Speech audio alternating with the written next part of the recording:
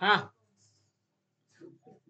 बघा, आपल्याला वर्तुळ, जीवा व कंस हा आपला काय बघायचा आहे, चॅप्टर बघायचा आहे. आता वर्तुळ, जीवा आणि कंस जर विचारात घेतलं तर याच्यामध्ये बघा, आपल्याला पहिली गोष्ट म्हणजे वर्तुळ पाहिजे, जीवा आणि कंसाचा विचार करायचा आहे. मग याच्यामध्ये आपण पहिल्यांदा काय करूया की बाबा इथे एक आकृती आहे. आता या आकृतीमध्ये बघा काही गोष्टी दिलेल्या आहेत. आता ओडी, ओडी बघा कुठून आहे, इथून इथपर्यंत आहे, म्हणजे ही रेषा. आता ही रेषा म्हणजेच काय सांगा, वर्तुळाची त्रिज्या. काय आहे, त्रिज्या. त्यानंतर बघा रेखा एबी, एबी म्हटल्यानंतर कुठून आला, इथून इथपर्यंत. आता बघा वर्तुळावरील दोन बिंदूतून आणि केंद्रबिंदूतून जाणाऱ्या रेषेला आपण काय म्हणतो रे, व्यास म्हणतो. नंतर हा काय झाला, व्यास. त्यानंतर बघा पीक्यू, पीक्यू जर बघितलं तर वर्तुळाच्या दोन बिंदूंना छेदणारी, वर्तुळाच्या केंद्रबिंदूतून न जाणारी, तिला आपण काय म्हणतो, जीवा म्हणतो. बघा आता त्याच्यानंतर बघा आपण जर बघितलं, हा केंद्रीय कोन. आता केंद्रीय कोन म्हणजेच काय रे, ज्या कोनाचा केंद्रबिंदू सॉरी शिरोबिंदू कुठं असतो, केंद्रावरती असतो, त्याला केंद्रीय कोन म्हणतात. म्हणजे बघा हा कोन जो आहे असा, तो आपल्याला काय मिळतो, केंद्रीय कोन बघायला मिळतो. म्हणजे कोन कोणता रे सांगा, कोन डी ओ बी हा आपला झाला केंद्रीय कोन. त्यानंतर लघुकंस, लघुकंस म्हणजेच काय, कंसाचं माप कसं पाहिजे, लहान पाहिजे. म्हणजे लहान म्हटल्यानंतर काय झालं सांगा, 180 पेक्षा कमी. आता कोणाचा विचार करायचा आपण, लघु कोन वेगळा, लघु कोन 90 पेक्षा कमी असतो. परंतु आपण कंस जो विचारात घ्यायचा, तो लघु कंस म्हणजेच काय येणार, 180 पेक्षा कमी असणारा आपण आता कोण विचारात घ्यायचा, ए एक्स डी. ए एक्स डी कुठे आहे बघा रे, हा ए एक्स डी असा. म्हणजे हा कंस जो आहे तो कसा आहे, पहिल्यांदा आपण काय करूया, हे जरासं काढून टाकूया. म्हणजे आपल्याला एक तेवढीच गोष्ट आपल्याला विचारात घेता येईल. तर बघा आपल्याला ए एक्स डी म्हणजेच हा जो कंस आहे इकडला असा, हा कंस जो आहे तो काय आपला लघु कंस आपल्याला बघायला मिळतो. त्याच्यानंतर बघा दुसरा लघु कंस आपल्याला कोणता आहे, बीडी. बीडी म्हणजेच केवढा झाला, हा एवढा छोटासा. बघा हा आपला एक लघु कंस आपल्याला बघायला मिळेल. बघा बीडी. अजून कोणते लघु कंस होतात का, अजून कोणते लघु कंस होतात का, होतात. तर कोणते कोणते बघा, पी क्यू हा एक छोटासा असा होईल, बरोबर आहे. त्यानंतर ए पी क्यू हा एक छोटासा होईल. त्यानंतर पी क्यू बी हे पण लिहू शकतो आपण. म्हणजे इथं कोणता लिहितो बघा मी, पी क्यू. त्याच्यानंतर कोणता, ए पी क्यू. त्याच्यानंतर कोणता, पी क्यू बी. असे आपल्याला छोटे छोटे कंस बघायला मिळतील. ओके, हे झाले का आपले लघु कंस आपल्याला बघायला मिळाले. त्यानंतर बघा कंस डीबी, कंस डीबी. आता डीबी कंस कोणता आहे बघा, कुठं आहे तो आपण आता परत हे जरासं काढून टाकू आणि आपण विचारात घेऊया. काय मिळणार आपल्याला, कंस डीबी. कंस डीबी बरोबर काय तर बघा कोन. आता कंस डीबी कुठं आहे, हा इथं आहे, बरोबर आहे.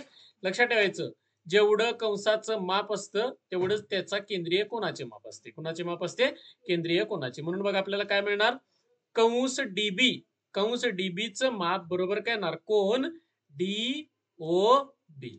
बघा त्याच्यानंतर अर्धवर्तुळ कंस. आता अर्धवर्तुळ कंस कोणते, अर्धवर्तुळ कंस म्हणजे काय, व्यासामुळे तयार होणारे कंस. आता व्यासामुळे तयार होणारा पहिला कंस तर इकडे तुम्हाला दिसतोय बघा, इथून तयार झाला ए एक्स बी म्हणू शकता किंवा ए डी बी म्हणू शकता. कसं बनवायचा का, ह्याच्यामध्ये येणारे दोन बिंदू आपल्याला फक्त विचारात घ्यायचे आहेत. हा ए आणि हा बी जर घेतला तर ए एक्स बी असं म्हणू शकता तुम्ही, किंवा दुसरं काय नाव घेऊ शकता तुम्ही, ए डी बी. म्हणजे बघा एकच कंस आहे अर्धवर्तुळ कंस, तो त्याचं नाव एडीबी. इथं काय दिलेलं आहे, एडीबी. एडीबी पण घेऊ शकता किंवा त्याचाच ए एक्स बी पण घेऊ शकता. म्हणजे मी अजून इथं लिहितो कोणतं, ए एक्स बी हा अर्धवर्तुळ कंस आहे. अजून कोणता सांगता येईल आपल्याला सांगा, ए पी बी. कोणता येणार, ए पी बी. अजून कोणता सांगू शकतो आपण, ए क्यू बी, ए क्यू बी. बघा हे सगळे अर्धवर्तुळ कंस आहेत. त्याच्यानंतर आपल्याला पुढला कोणता बघायला मिळेल, पुढला कोणता आहे बघा इथं, कंस D A B. D A B कुठं आहे बघा, डी ए बी. बघा डी ए बी हा कंस आपण विचारात घेतला.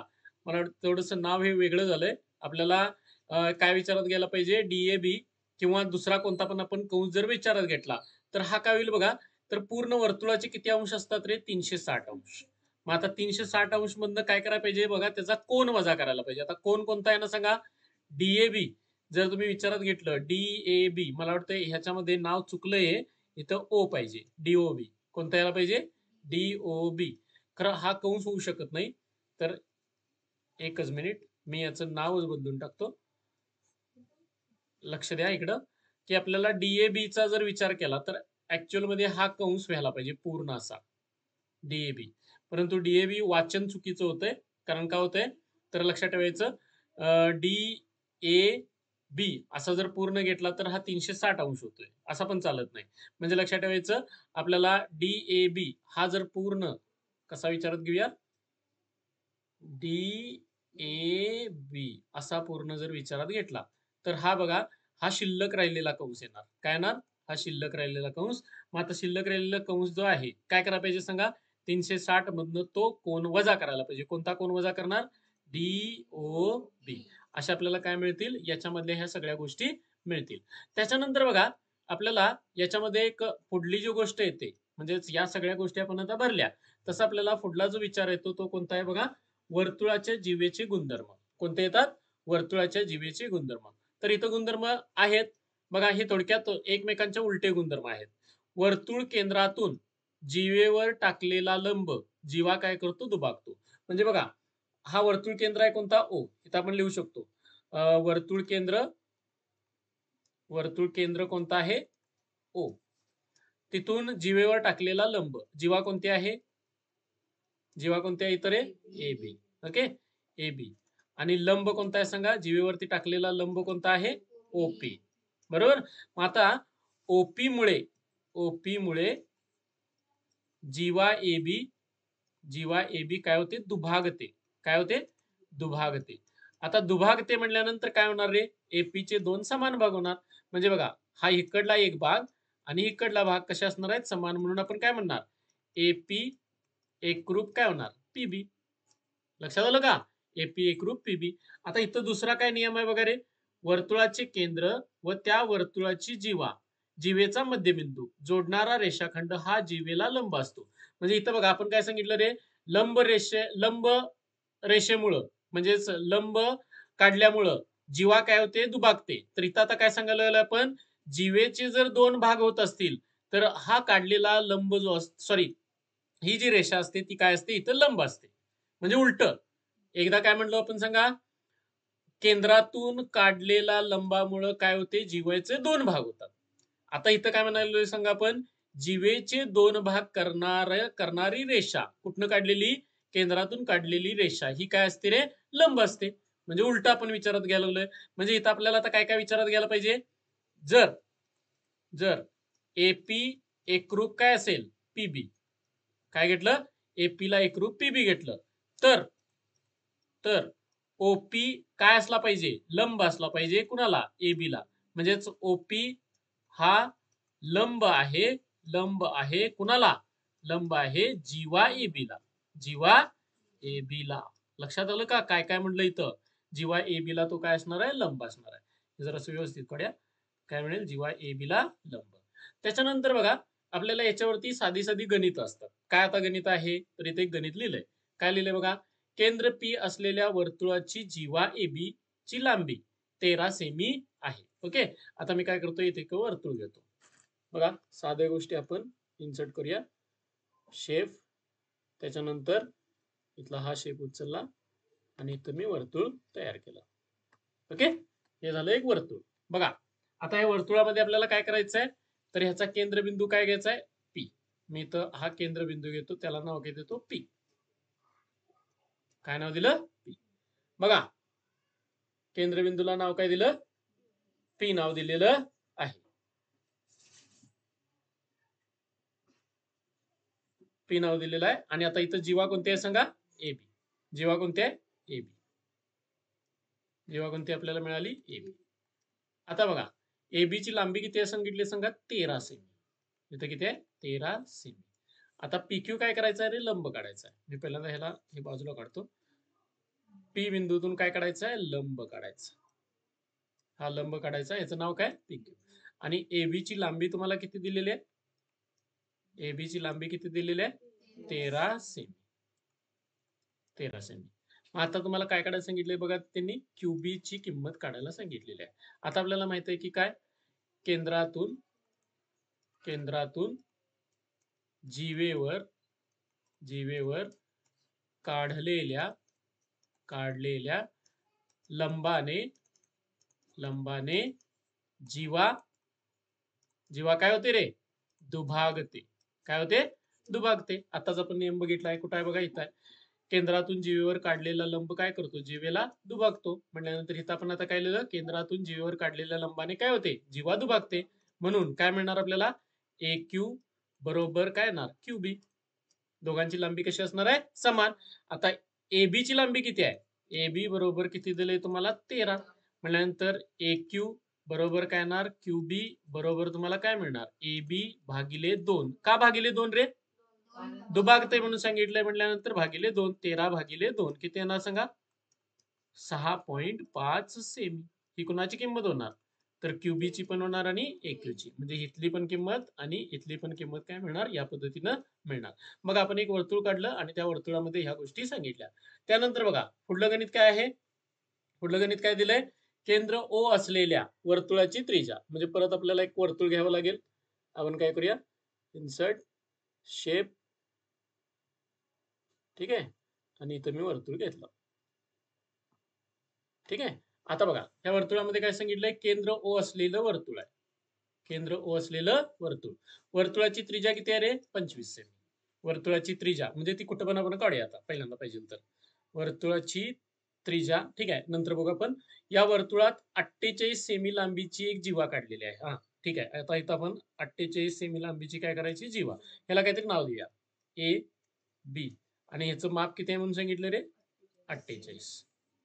48 सेमी. आता बघा काय दिलंय? तर वर्तुळ केंद्रापासून ती जीवा इथं पूर्ण पाहिजे होतं. ती जीवा किती अंतरावर असेल असं आपल्याला विचारलं, किंवा ती किती अंतरावरती असेल. तर ती कोण? तर ती जीवा किती अंतरावरती असेल. आता बघा इथं आपण काय करणार? इथनं एक लंब टाकू शकतो आपण. ठीक आहे. वर्तुळावर जीवेवरती काय केला? लंब टाकला. मी आता इथं नाव देतो कोणतं? पी. इथं नाव काय दिलं? पी. आता बघा ए आणि ओ जोडून घेतलं. ए आणि ओ जोडून घेतलं. एओ म्हणजे काय रे? त्रिज्या. त्रिज्येची लांबी किती आहे सांगा? 25 सेमी. आता मला सांगा इथं बघा ओपी लंब काय रे सांगा? ओपी लंब ए बी. हे लंब चिन्ह आहे, लक्षात आहे? बघा हे लंब चिन्ह म्हणतात त्याला. आणि ओपी लंब ए बी. आता ओपी लंब जर ए बी असेल तर इथं आपल्याला माहित आहे की केंद्रातून बघा सारखं सारखं आपण लिहून ते पाठ करून घेऊया. केंद्रातून जीवेवर